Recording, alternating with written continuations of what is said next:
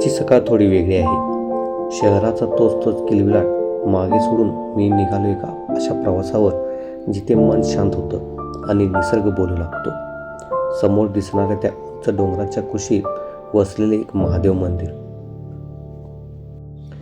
जसजसा मी पुढे जातोय तसतसा निसर्गाचा कॅनव्हास उलगडत जातोय. रस्त्याच्या दोन्ही बाजूला पसरलेली ही हिरवीगार शेती मनाला उभारी देते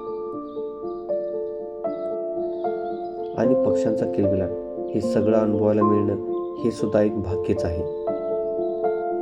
एक असं ठिकाण जिथं आपल्या यूट्यूब जर्नीची सुरुवात झाली. आजचा दिवस पण खास आहे कारण आपल्या यूट्यूब चॅनलवरती एक नवीन ब्लॉग पार्टनर आला आहे.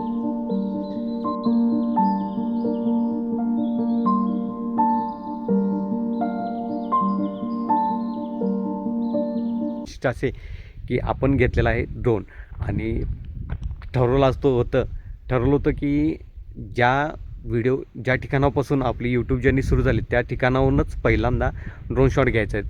आणि म्हणून मी सातेरी महादेव डोंगर आहे, कोल्हापूरपासून 25 किलोमीटरच्या आसपास असेल हे गाव, म्हणजे हा डोंगर.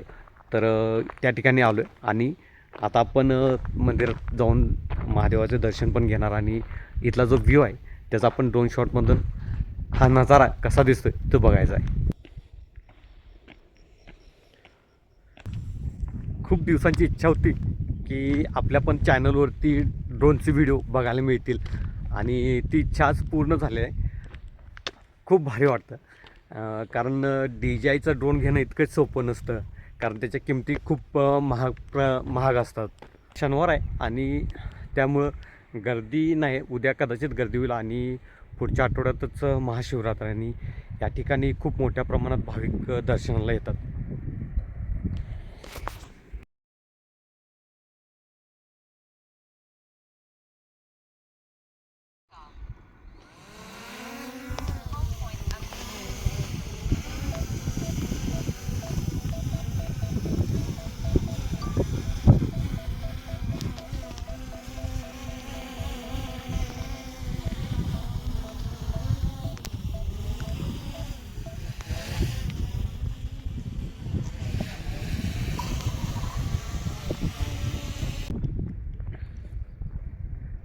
काही फुटेजेस आपण ड्रोनमधनं घेतलेले आहेत.